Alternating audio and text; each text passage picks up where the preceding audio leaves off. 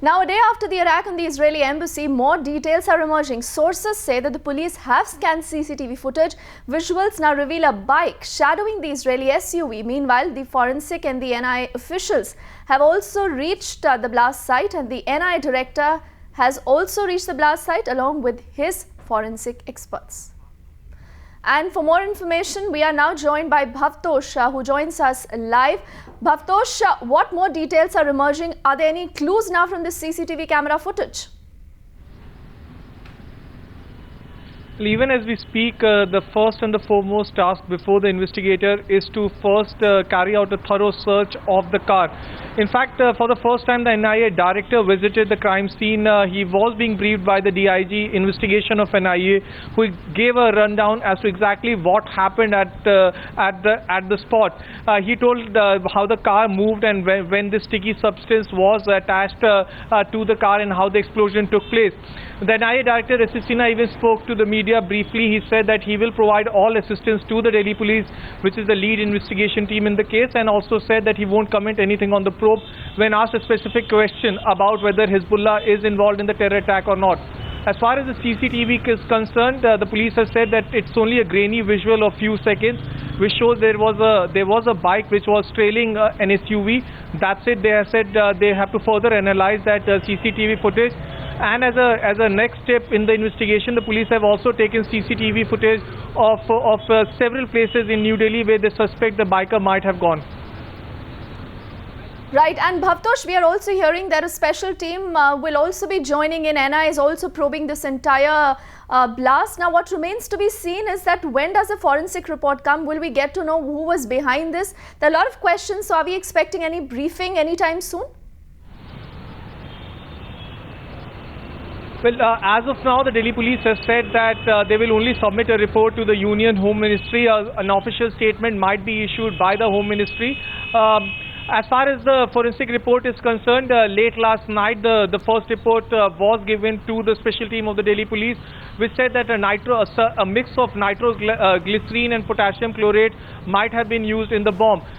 Further, the investigators have said that never before in any of the urban attacks that have taken place in India, such a bomb has been used. This is for the first time that a sticky bomb or a sticky substance containing explosives have been attached to a car, and it was triggered either by a trigger which was itself inside the explosives or by a remote control which was being used by the biker.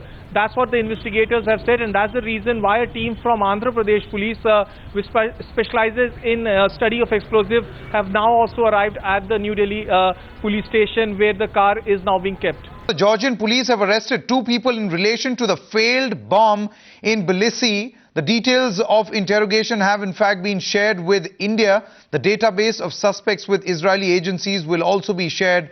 Now, post-blast team from the Israel Defense Forces is also scheduled to arrive in New Delhi. That's the latest breaking news that is coming in. The failed terror attempt in Tbilisi, the capital of Georgia, has in fact there is some headway as far as that is concerned, because 2 people have in fact been arrested.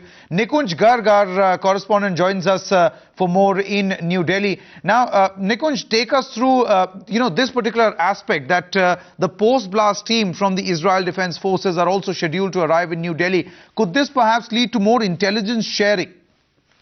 Well, Sanket, yes.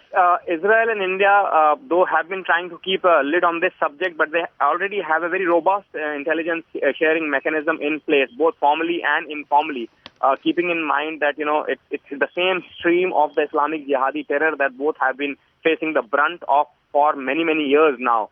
So that mechanism already exists, but this is under the Israeli National Charter, as I am given to understand, that whenever an Israeli citizen is attacked on Israeli soil or soil out or in a foreign country, their teams from the Israeli Defense Forces, IDF, usually that's called that in the common parlance it's called a post-blast investigation team, would generally visit that spot, would generally interrogate the suspect would generally also counsel the victim. So it's a comprehensive process that they have devised in all these years. You would understand that Israel probably is one country in the world which has seen the maximum number of terror attacks, if it is not India.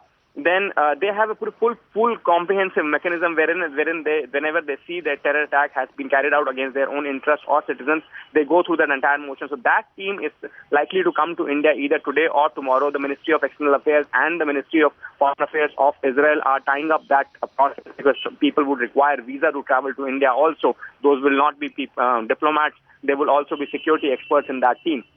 The second most important aspect of this entire thing is that Israelis have a global database.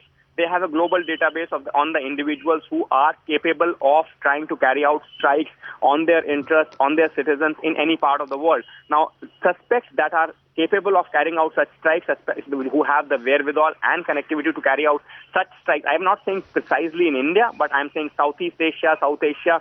That database, that part of that global database that Israeli agencies have will also be shared with Indian intelligence agencies so as to make their task a little more easier. I do not understand, I do not know how much the Indian agencies would be helped in that sense, because those will be certainly the masterminds and not the foot soldiers who would have actually carried out yesterday's strike. But nonetheless, that database would be shared. I'm told that since late yesterday evening, the Intelligence Bureau and the Research and Analysis Wing have been working very closely with the Israeli intelligence agencies, trying to figure out who are the suspects, who are the potential culprits capable of carrying out such strikes and have the connectivity required to actually do it on the ground. There may be, as you would understand, Sanket, there will be a number of potential players who have the wherewithal, but you would actually require some foot soldiers also to physically plant that bomb, physically paste that magnetic bomb on that vehicle. So, I mean, who are those people with that kind of connectivity also? There is a lot of churning in Israeli intelligence agencies also going on right now because they haven't seen any such attack on their interest so far.